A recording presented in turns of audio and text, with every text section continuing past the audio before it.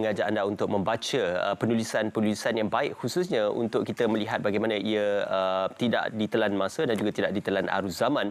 Dan yang paling penting untuk kita membawakan berkenaan tentang menongkah abad ini adalah satu perjalanan yang panjang untuk kita melihat penulisan ini diterjemahkan dan juga relevan untuk situasi semasa. Ya, jadi tentang kupasan novel sepanjang zaman yang kita bawakan pada waktu ini, sebuah karya agung oleh Datuk Senior Haji Ahmad Kamal Haji Yahya yang ditulis dan mengambil masa yang cukup lama untuk dihasilkan.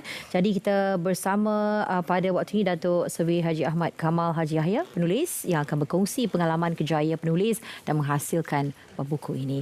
Okey, jadi kita ucapkan selamat datang. Assalamualaikum. Waalaikumsalam warahmatullahi. Terima kasih yang berbahagia Datuk kerana bersama dengan kami. Sebelum kita meneruskan berkenaan tentang menongkah abad ataupun penulisan yang mengambil masa lebih daripada 3 dekad ini, mungkin boleh dikongsikan berkenaan perjalanan kerjaya yang berbahagia Datuk sendiri dalam penulisan dan juga sejak bila bermulanya penulisan di pihak peribadi Datuk. Assalamualaikum warahmatullahi wabarakatuh. Waalaikumsalam. Terlebih dahulu saya ingin mengucapkan terima kasih kepada pihak RTM kerana mengundang saya ke studio untuk menceritakan sesuatu atau satu penghasilan saya yang mengambil masa separuh dari umur saya ialah 30 tahun. Jadi semasa di tahun ayah saya kembali ke rahmatullah, saya bukan saja saya mau mengalirkan air mata, kerana air mata cuma akan kering mungkin 2-3 hari ataupun 2-3 minggu. Tapi saya lebih mahu mengalirkan dakwat yang akan mengalir sehingga ke akhir zaman. Jadi semasa umur saya meningkat dan saya mula boleh berfikir, saya lihat bapa saya seorang yang hebat dari semua segi, sebagai seorang ayah dan sebagai seorang pemimpin. Jadi saya berfikir bahawa kalau saya tidak melakukan sesuatu, ayah saya akan dilupakan oleh generasi. Jadi saya mengambil keputusan selepas ayah saya kembali ke rahmatullah. Saya kata saya akan menulis buku. Saya menceritakan kisah hidup dia daripada mula lahir sampai ke waktu kewafatan dia. Jadi benda ini berguna kepada generasi ke generasi. Jadi saya fikir saya melakukan sesuatu yang tidak pernah dilakukan oleh mana-mana anak yang menulis tentang ayah mereka sehingga boleh ditatap oleh keturunan. Jadi saya mahu semua keturunan dia, anak-anak cucu dia sampai ke kiamat, mereka kenal siapa datuk dia. Kerana bapa saya seorang yang begitu hebat, yang mampu mendidik kami.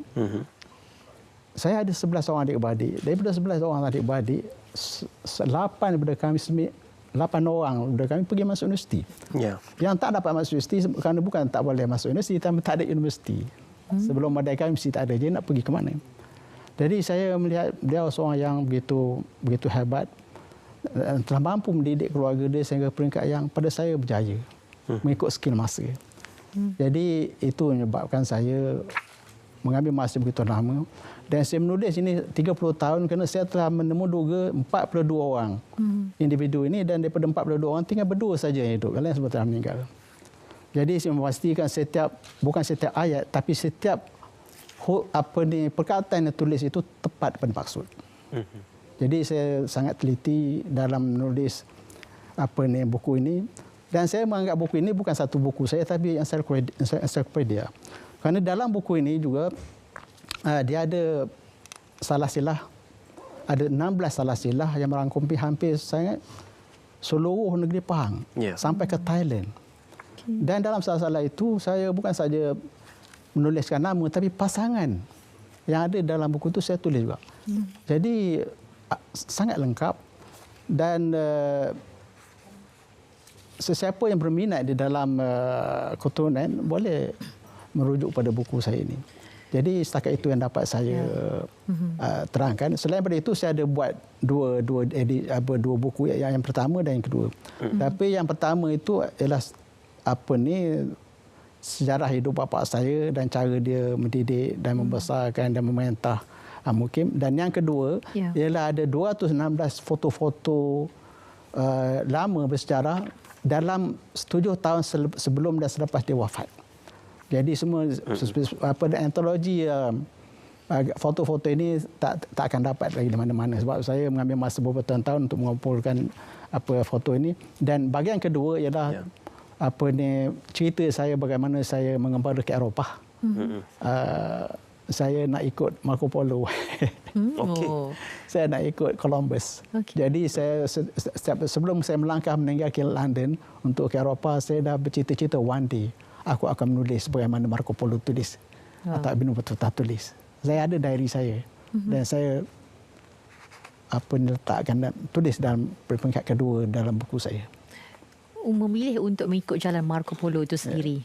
Siapa yang melonjakkan rasa dan perasaan itu? Mencari sendiri ataupun ayah? Sebenarnya saya peminat sejarah. Dan saya ialah pelajar terbaik sejarah pada tahun 72 MCE dan saya dapat hadiah daripada Yang Amat Berhormat Tuan Razak. Masa itu di MCKK? Saya di MCKK. Saya mendapat hadiah pelajar terbaik dalam sejarah. Jadi saya memang nak sejarah dan saya memang mudah ingat tentang sejarah. Jadi saya sentiasa mengingati benda-benda begini saya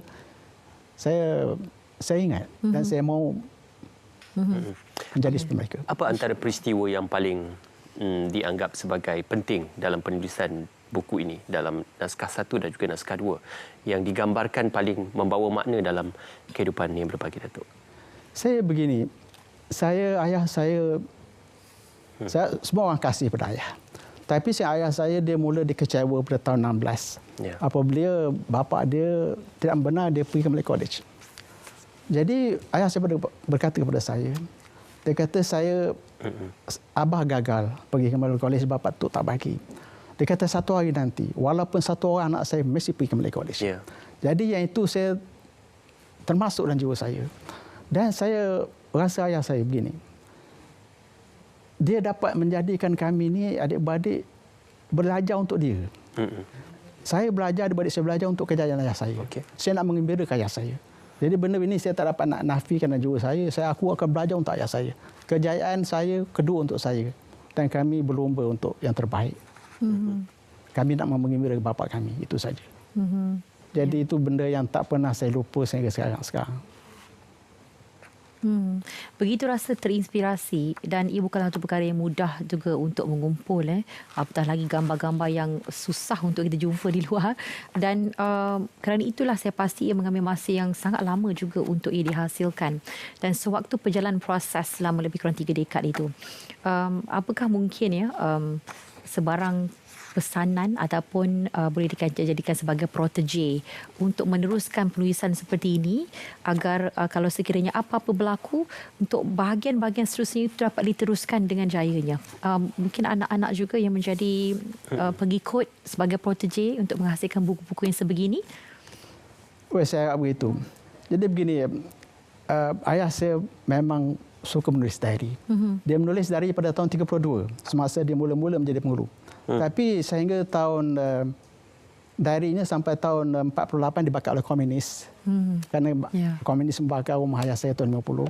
Jadi saya ada diary ayah saya, berbelas-belas diary daripada tahun 49. Ini diary yang berbagi, Datuk? Ayah saya. Jadi saya di hari ayah saya meninggal dunia, saya ambil semua diary dari berbelas-belas. Daripada tahun 49 sampai tahun 86. Dan saya diary dia begitu lengkap sehingga saya boleh, apabila saya baca diary dia, seolah-olah saya tahu apa yang dia buat setiap hari. Sebab dia selalu detail. Jadi daripada situ saya dapat menulis. Tidak ada kesilapan, insya-Allah. Insya-Allah. Datuk, apabila kita memikirkan, Datuk menyebut tentang diary, betapa pentingnya juga dalam kehidupan kita menulis supaya kita tak lupa dan supaya ia dapat dibaca oleh generasi pada masa akan datang. Dan adakah ini merupakan satu perkara yang wajar untuk dilakukan oleh generasi baru yang serba lengkap dengan kemodenan dan juga media sosial yang bukan lagi seperti zaman dahulu yang banyak menulis diary. Saya baru teringat Ismail, macam dulu-dulu mungkin kita diikut, tapi sekarang trendnya sudah berbeza. Diary kunci dulu. Adakah ini merupakan satu perkara yang sememangnya penting untuk kita nukilkan, kita tuliskan supaya seperti mana yang Datuk alami sendiri, lengkap sekali apa yang dituliskan oleh Allahyarham dan dapat ditulis dan dibukukan. Mengapa sih sangat penting? Saya peminat ayah saya. Sebab saya sendiri mula menulis diary pada tahun 97 sampai sekarang. tidak satu hari pun saya terlupa. Tapi diary saya bahasa Arab. Jadi kalau yang tak kerti bahasa Arab jadi tak. Okey. Diary ini dalam bahasa Arab. Saya tulis diary bahasa Arab sebab saya graduate bahasa Arab. Jadi saya tulis, saya seorang boleh baca. Jadi saya harap benda ini akan menjadi satu reference kepada anak-anak saya yang mengerti bahasa Arab lah. Sebagaimana saya menggunakan diary bapa saya untuk menulis secara hidup secara begitu lengkap. Tidak satu perkataan yang tak tepat pada maksud dia. Ya, berbagai Datuk, mungkin boleh dikongsikan secara kesimpulannya apakah harapannya setelah selesai menyudahkan 2 jilid buku Menungkah Abad ini? Ya, saya mengharapkan generasi baru bukan saja kita mahu menulis tentang kehebatan orang lain, tapi kita perlu tumpukan kehebatan ayah kita sendiri. Sebab ayah kita yang membangunkan kita, bukan orang lain. Jadi saya lihat kebanyakan menulis hebat dunia pun dia tak tulis bapak dia. Dia tulis pasal orang lain. Sedangkan bapak dia yang mendidik dia sehingga dia berjaya. Jadi saya harap ini menjadi satu titik tolak di mana generasi baru Malaysia mana kita cuba pentingkan bapak-bapak kita sendiri. Mana kita tulis apa yang siapa yang paling berjasa pada kita. Ya, pada saya ini satu permulaan baru yang saya harap generasi akan berfikir untuk siapa-siapa yang nak menulis, cuba kita tumpukan pada hampir dengan kita. Dan saya yakin bapa kita juga akan bangga. Saya akan bangga kalau anak saya satu hari menulis tentang diri saya. InsyaAllah. Sentimental ya, Dok. Satu benda yang akan dibaca oleh InsyaAllah. Satu generasi. Saling tak tumpah, Dok. Yahya bin M. Dahan, penghulu keempat Mukim Songsang. Diambil pada 1940. Masih apapun kami ucapkan banyak terima kasih Datuk CV Haji Ahmad Kamal Haji Yahya, penulis buku Menungkah Abad ini, dan kita harapkan supaya ramai yang terinspirasi dengan apa yang telah dikongsikan oleh Datuk. Terima kasih banyak, Datuk. Terima kasih banyak. Kami pada sama-sama, dan saya mengucapkan terima kasih lagi kepada Nasari Hanis dan saudara-saudara Ismail kerana memberi ruang untuk saya bersama-sama dengan rakyat Malaysia pada hari ini. Dan apa yang saya lakukan pada hari ini akan menjadi sesuatu yang berguna kepada rakyat Malaysia. InsyaAllah. Assalamualaikum warahmatullahi wabarakatuh. Waalaikumsalam warahmatullahi wabarakatuh. Kita harapkan ia akan menjadi peninggalan kepada generasi seterusnya. Kita akan berehat seketika. Selepas ini kita akan bercakap tentang jelajah aspirasi keluarga Malaysia, Karnival Kejaya Idea.